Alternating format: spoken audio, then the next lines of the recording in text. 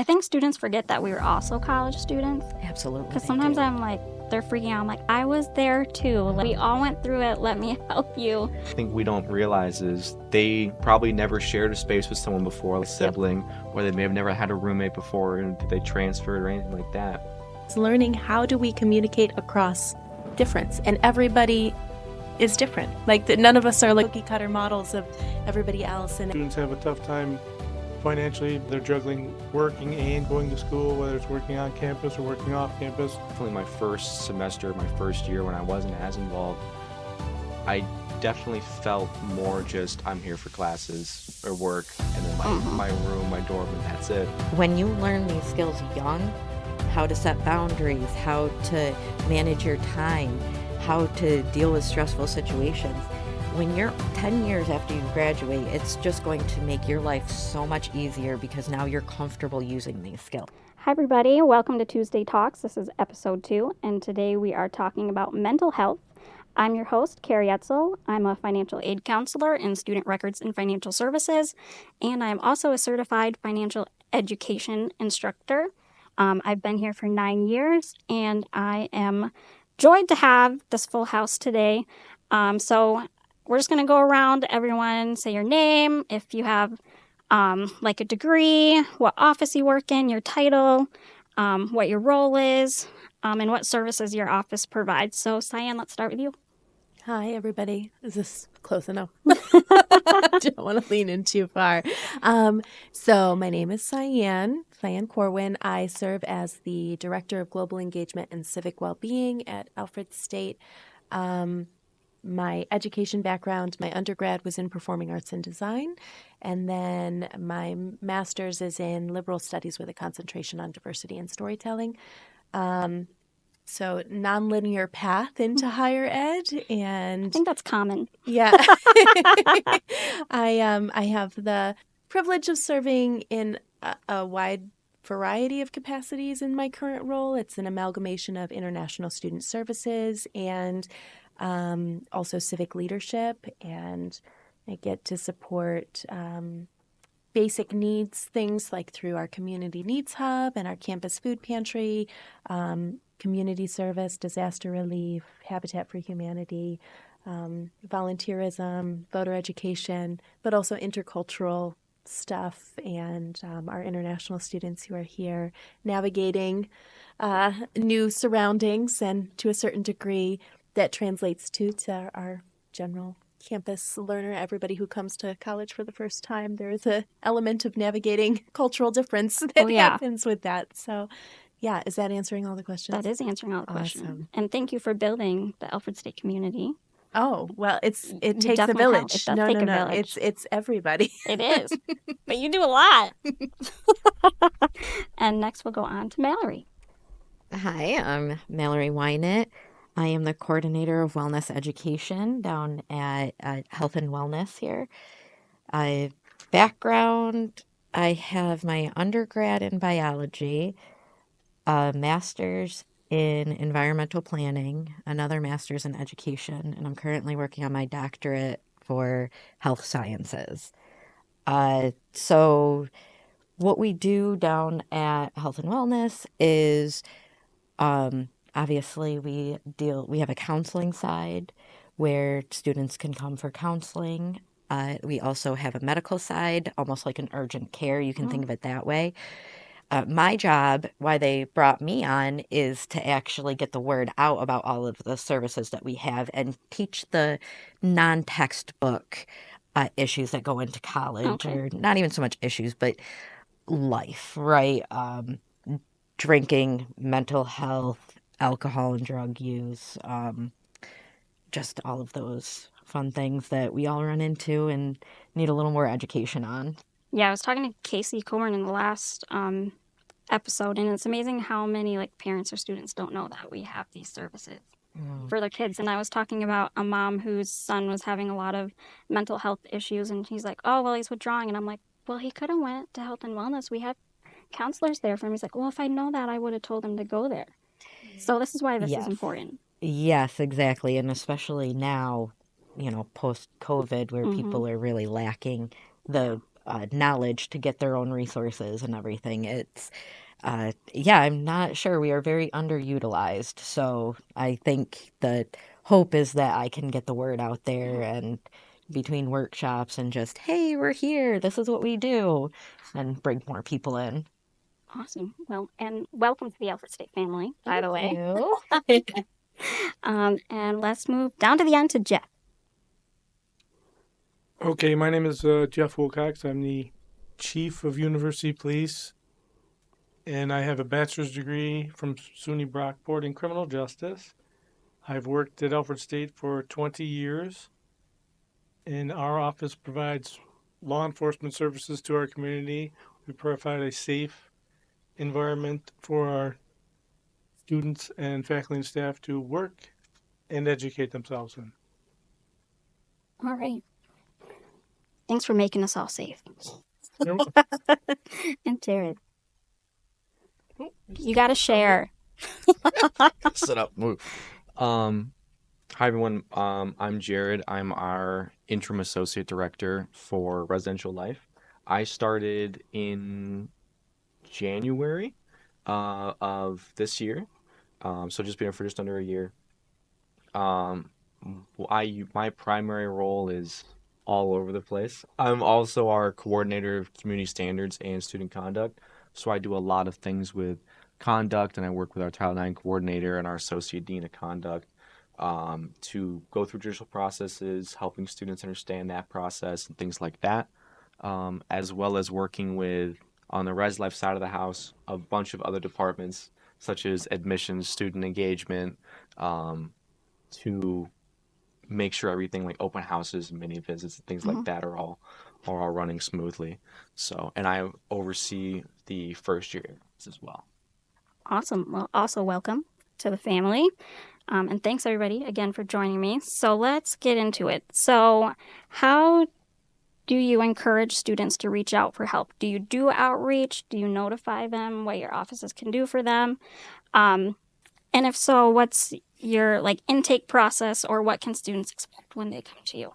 So whoever wants to speak to that, go ahead. Mallory. Well, as I said, they did bring me on to get the word out there, so we are doing a lot more outreach now.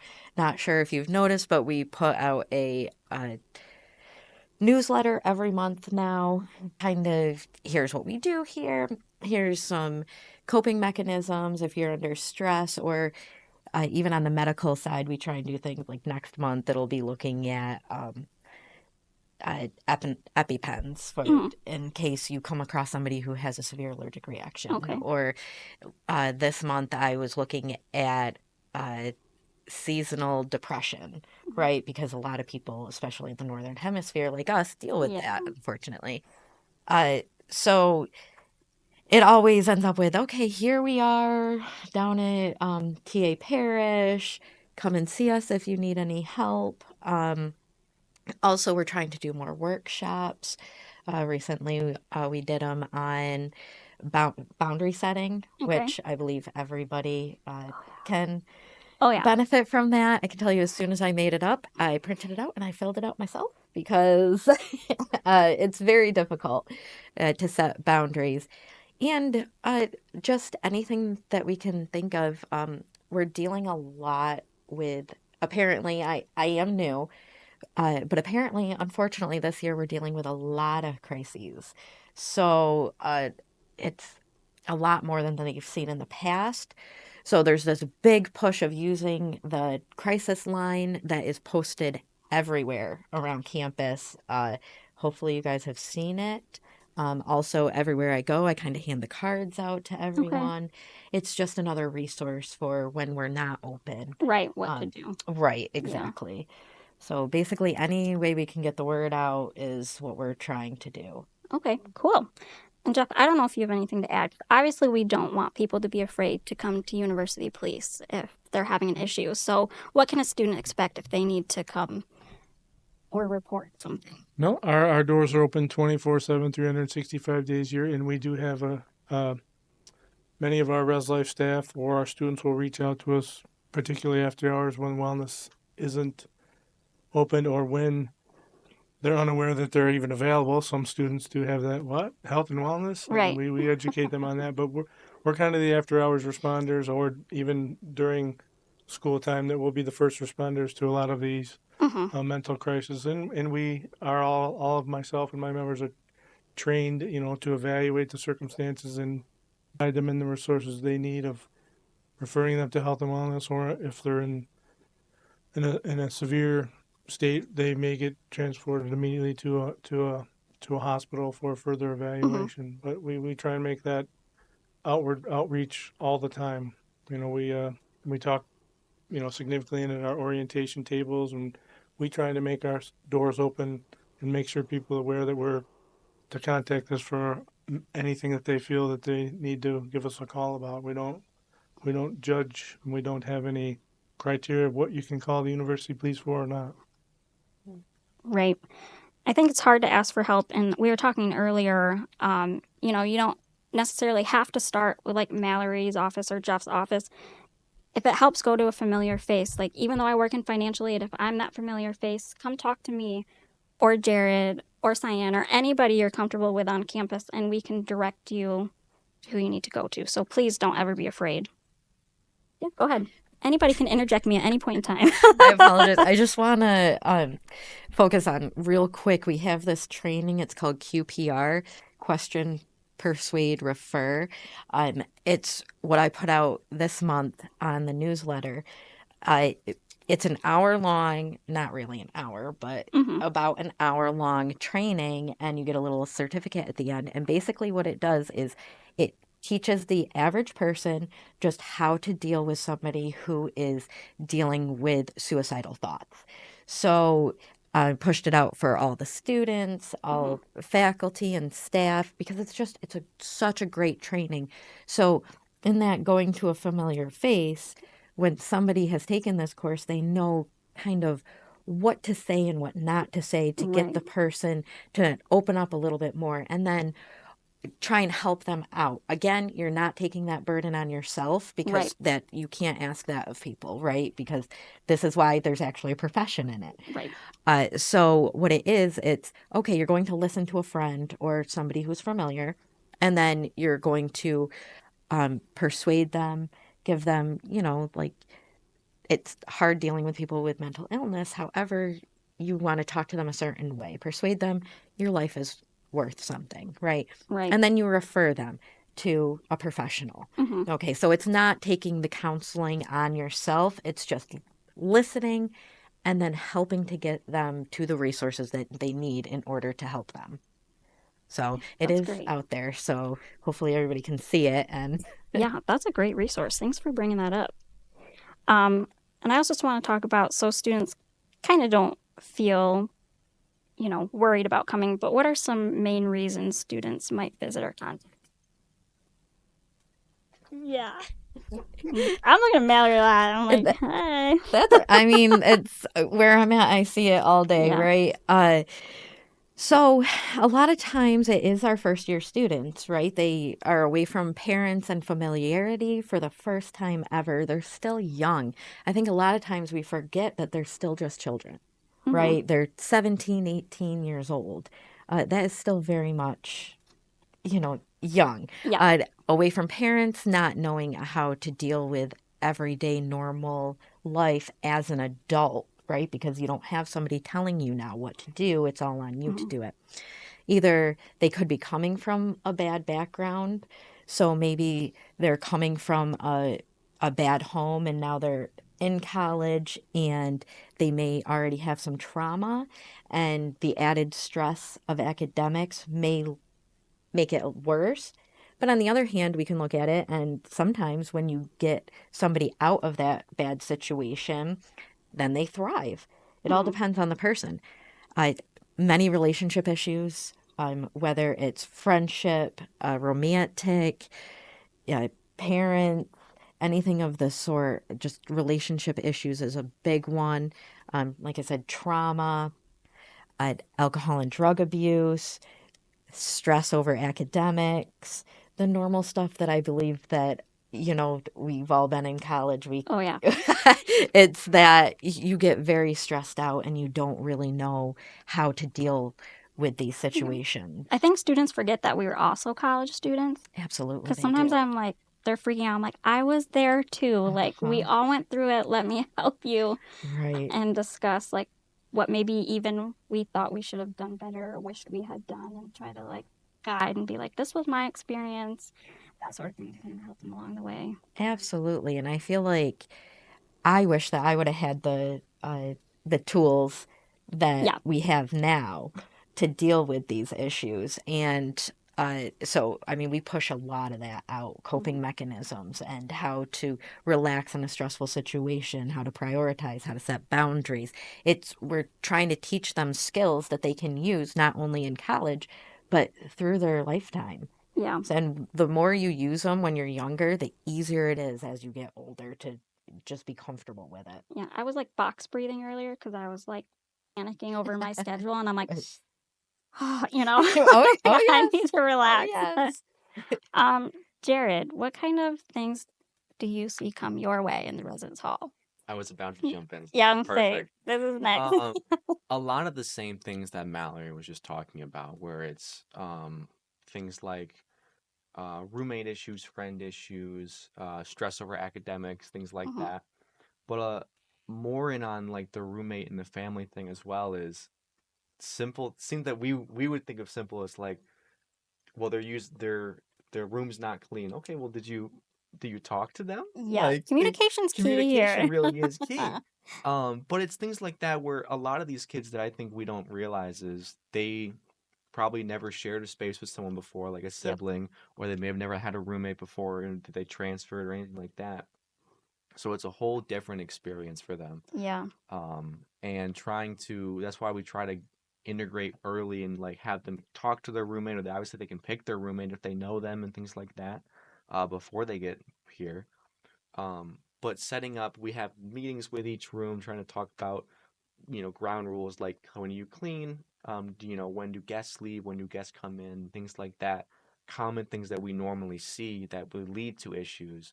Mhm. Um, and a lot of times when we get emails or a roommate will come to my office, a student will come to my office, or they'll phrase it as it's affecting my academic or my mental health. And so I'm like, oh, this is perfect. So we're like, obviously it's not perfect, but it's leaning into, they're giving them certain resources that we can give them. But a lot of it is really just roommate concerns and things like that because they've never experienced living with a roommate before. Yeah, that's for sure. we all went there, right? We all experienced that. I feel like Cyan's just relaxing over there, just listening to everybody. So, I'm gonna throw this one at you. Do you find that when students become more involved in the campus community, that they have better mental health, better connections, things like that? Yeah, I mean, I think that that's one of the things that we try to encourage is actually the interpersonal things and how in the communication that's part of fostering our own individual leadership styles is learning how do we communicate across difference. And everybody is different. Like none of us are like cookie cutter models of everybody else. And actually, if we can learn to celebrate, what makes us unique, but also what makes everybody else unique. We can learn to lean into strengths. And with the community building stuff, that's really what we're trying to do. It's like, how do we actually get people together towards common good? Like, Right. what are we going to do? Like, how do we, when we do our fall Celebrate Alfred Day of Service event. And it's a bunch of people, both from Alfred State and Alfred University, coming together and doing service with the community. United in civic good. Hmm. And we do spring into action in the spring where our students get to exemplify leadership by identifying their community partner and showing up and doing things. And we've got leadership suites and how do you connect and tap into community and build community and what are your own values and what is it that you're seeking so you can live more fully and holistically into your values. And so those are all things that I find when students are able to tap into that, they start to build a network. They start to feel their own intrinsic value because everybody has intrinsic value. And Right. so identifying those things where people can show up and feel like they're they're providing service that is aligned with who they are as a human being. And you weave in the academic stuff on top of it and where it is they hope to go and where it is they hope to grow. Like then we all start to sing as a community, because not like actually sing all of them, but Why not? you know, it's like we feel more in harmony with one another in spite of differences. We actually start to go, oh, you know what? This is really cool. And we all have something different to offer to build what it is we call community. You Yeah. know? It's like a triple win. You get to make connections, you get to do good across the community, and also academic wise, also build like your resume as well. Absolutely. So it's definitely worth it to be part of this community. That's for right. sure. It's worth it. Where's the It's camera? worth It's worth Look it. at all of them. It's worth it. Oh gosh. All right. So anybody can jump in on this one. To what extent do you think academics cause mental health issues, or do you feel it's the other way around, or both? Do mental health issues cause issues with achieving academic success? Or is it just one big circle? I'll jump in first. I'll give Mallory a break for the I'm just looking at everybody. I'm like, anybody? Um, Anybody? I think that it is kind of like a full circle for sure. I think if students get overwhelmed with academics, they start getting really stressed and overwhelmed, and then they almost shut down where they go, I got to take a break from this real quick. And then they go to get back into it, then they go, well, this is a lot of stress, so I don't want to go back into it. Um, so trying to find ways to, I guess, alleviate that mentality of like maybe break it up into 15-minute breaks and or like 15 minutes and then take a 5-minute break or something like that Yeah. so that way you're not trying to take on all your academic work at once or some other ways that you Yeah. can figure that out. Self-care is very important. And I think, everybody, I feel like, is thinking, C.A.R.E, why is this part of your financial literacy series? Because your finances control your mental health controls your finances. Same thing with your academic success. So any of those things can contribute to one of them falling, you Yeah. know. So you have to keep all of those in even weight. I mean, there's been studies that your finances can be a direct result of stress and physical health as well. And in our office, obviously, we see a lot of people, maybe they're struggling financially, so all they're thinking about is trying to pay their college bill, so they're not going to class. So then we fall down that road. Or their mental health, they hadn't sought any help, and then that affects their academics, which then if you don't do well in school, then you lose your financial aid, and then that causes financial stress.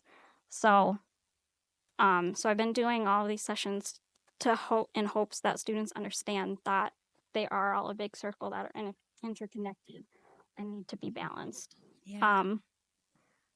So with that said, do any of you find that new students struggle more, or do you see more of like returning students struggling? Do you I'll give my opinion on that since I've been here a few years. just a few? Typically we find that my opinion is dealing with students for the last 20 years is, freshman students, they come in, they wanted to go to college, they chose to go to college, but they don't have the same, the differences between high school of having your teacher more aware of what you're doing, more prominent in your homework and in your schoolwork. And here it's a self, you kind of got to take it upon yourself and to have those skills, study skills and stuff in line. And as the semester goes on, the stressors become more and more, mid semester they do that, and they're unaware of, I try and get them to the resources, not only the counseling center but the success center. Those, they're like, they want to be aware of those things so that they can provide those balance of study skills, work skills, like you said, that students have a tough time financially. They're juggling working and going to school, whether it's working on campus or working off campus. So they find those stressors to be, growing extreme of trying to meet ends meet and Yeah. stay successful academically. And there are many resources on campus that we can provide them and help them succeed in that aspect. So that's my take, is it does grow a little bit from when a freshman comes in, they may not all freshmen, some have those good skill sets already established, but there are resources here that we've had a while that can help them succeed in that avenue. Success Center, Counseling Center, financial aid, work study programs, or anything like that that helps them succeed financially and academically. Yeah, I think for some reason with COVID too, I feel like since I've been doing these sessions, freshmen have been especially eager, or first year students, about financial wellness because I think they saw, their parents or family struggle during COVID. 'Cause since I've been doing these sessions since the roughest part of time of COVID was over, I do surveys at the beginning and end, and surprisingly, most of them have been first year students. So it's interesting to see shifts, in certain time periods and big events that have happened in the world. Um, so technology has swept everything, and Mallory kind of touched on this earlier. Um, do you think technology and social media has increased mental health issues in college students?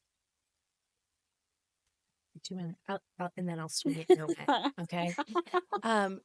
I think, it's hard because I'm not a very good technology user. Uh, and I'm kind of archaic in my, so I'm always trying to actually tap in so that I can feel a little bit. I think there's a lot of value in some of the stuff that has happened with the way our world is connected now, but the boundaries, to speak to what was brought up before, understanding boundaries, understanding misinformation, understanding that there are mechanisms that are monetized that are meant to get emotional responses out of us so that we click, so that we feel some sort of way and we push it out there someplace, And I think that through COVID in particular, this was already happening, but people have been driven into pockets to identify community. And it's really amazing to tap into resources and to identify community, even from remote settings. Mm-hmm. But at the same time, it can create these little bubbles of isolation and echo chambers of one personal worldview. And it drives disconnection in our ability to actually build community across difference. And that's where I think that it gets particularly dangerous as we start to then go, oh, only these type of people are the people who I am safe around, or only these type of people understand me. And then before you know it, it's a slippery slope into dehumanization of other. And that can feed into our overall mental health, whether we feel unsafe because we've come to believe that other people are going to perceive us as somehow not worthy of respect and dignity, or vice versa. We start to project, that kind of viewpoint on other people just because of perceived differences. And so I think that's one of the spaces. I think that there's value in the way the world can be in our pocket. But if we don't have the tools, media literacy tools, if we don't have the tools and the community around us and the resources around us to help us stretch outside of our comfort zone, we all of a sudden become very insular and we stop growing. And we start to become really fearful of what is on the other side of whatever that tight bubble is, at least in my perspective. And so helping people to, I don't want to say like tear it all down and delete all of the things, because I see there's voices now that are present that used to not have voice, right? Like we see really powerful and amazing things that can happen through networks like this and resourcing like this, and especially in remote locations. But the flip side is then going, okay, well, but it's not the be all end all. And there's always more, right? And we have to learn how to use this tool and how to think critically and how to tap into the human to human connection too, so that doesn't become the be all end all of where we feel like we have connection and value. Yeah, so learn how to use it for your benefit and also be wary of misinformation.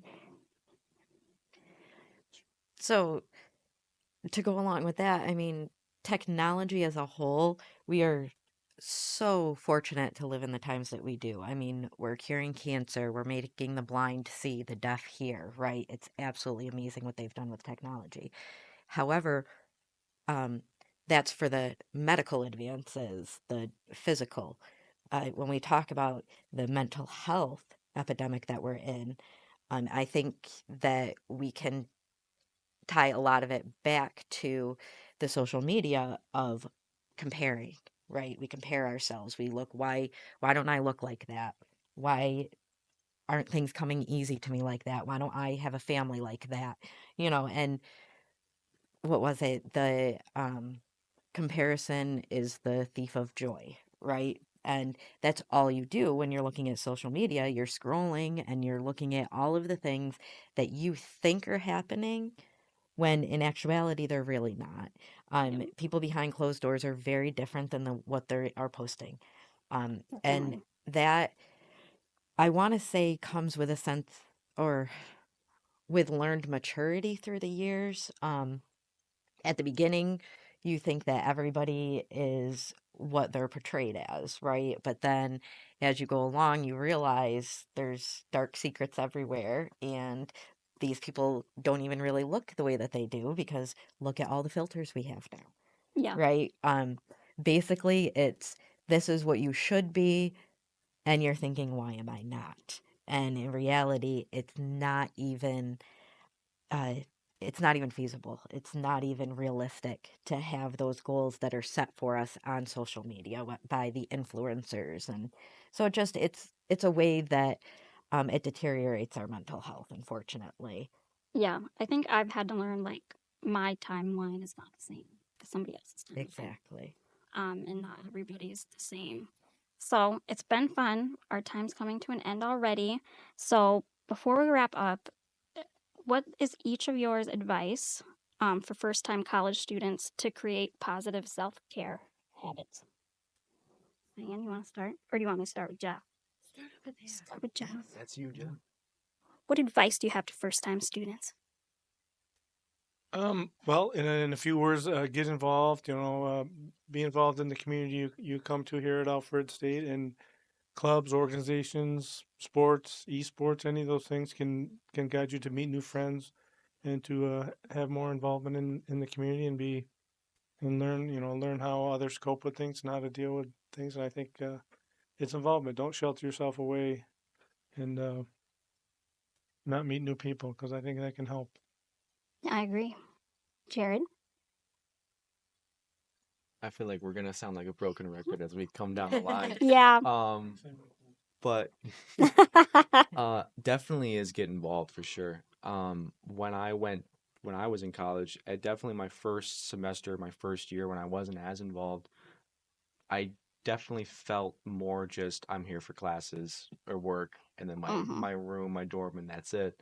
But after being involved, it was so much better of an experience. And whether it's clubs, work, um, if you have a Greek organization, things like that, there's so many different ways that you can meet people. There's so many different opportunities across campus, across all those different categories and more. But yeah, definitely get involved and reach out to the resources because there's a million different resources that you can have access to on campus. So Yeah, lots of resources and lots of fun things to do.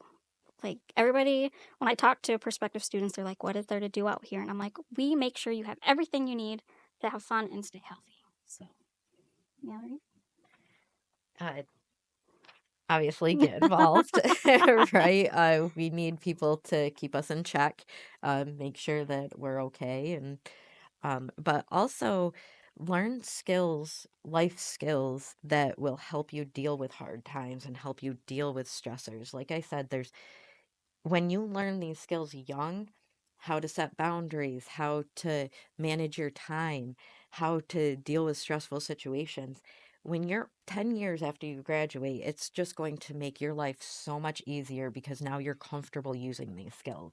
So, absolutely, and use the resources because this yeah, is the only time it's going to be free. yeah. All We're of all this is here. free. We're all here So, for you.